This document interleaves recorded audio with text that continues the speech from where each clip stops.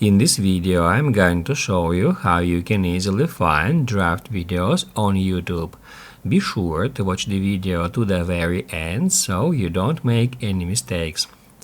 Let's get started, guys, and first off, we need to open up YouTube app.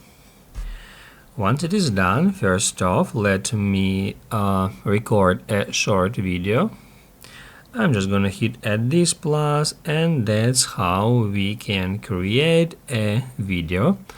And now to save this video as a draft, I'm gonna tap right here at this X icon, and that's where we can tap at save as draft. It says draft saved. And now to find all our drafts, we need to tap right here at this plus. And here it is, this drafts button. I can just get into it, and that's where we can easily find all our drafts on YouTube app. Basically, guys, that's it. So if this video was helpful for you, don't forget to hit the like button.